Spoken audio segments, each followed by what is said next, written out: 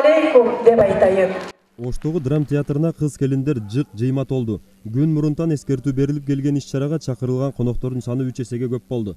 Алардын баары диний сабаттуулугун арттыруу максатын көздөп алыс жакындан чогулушкандар.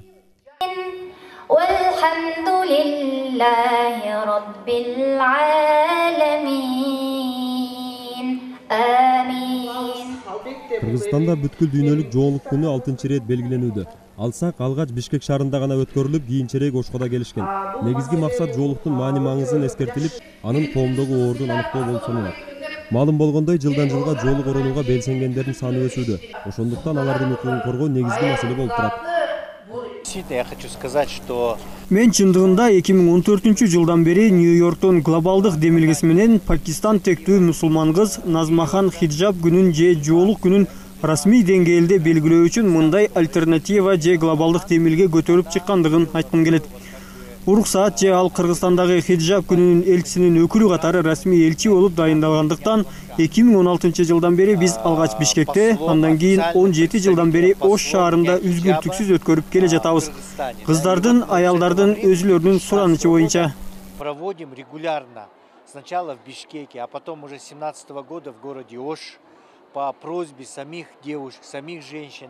Семинардын жүрүшүндө Кыргызстанда жоолукка каршы чыкты деп жазылган арыздардын саны боюнча расмий маалымат берилди. Алсак жыл сайын жоолукка каршы чыккан тараптардын саны азаюуда. Деген менен алардын баары адамдык гана факторлор. Мыйзамдуу түрдө жоолукка каршы чыгуу жок экени айтылды. Семинарга келгендер жакшы маанайда олтурушуп, жоолук күнү менен мусулман аялдарын жана жалпы кыргызстандыктарды куттукташты.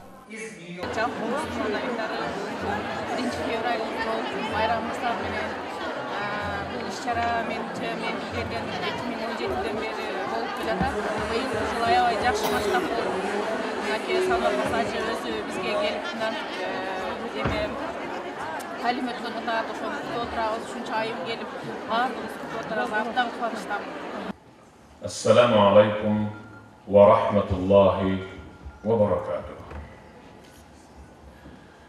Ардақты апалар, ежелер, қарындаштар, жеңелер, қыздар.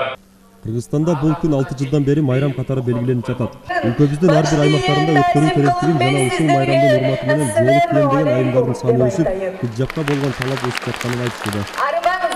Ассаламу алейкум ва рахматуллахи ва баракат. Албетте бул жоолук күнү деп атайын бир күн белгилешлик бул жакшы нерсе го.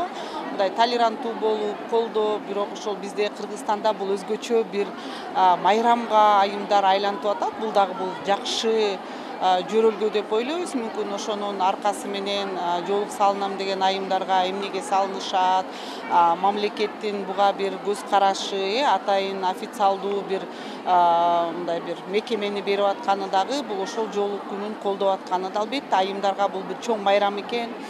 Биз дагы азыр сүйлөшүп, муну мүмкүн бир жумалык кылып Ошко же бир чоң стадионго өткөзүп айымдар каалап аткандан кийин биз ушундай түшүндүрүү, агартуу иштерин бир өтө көп кылышыбыз керек экен. Элибиз буга аябай суусап атыптыр.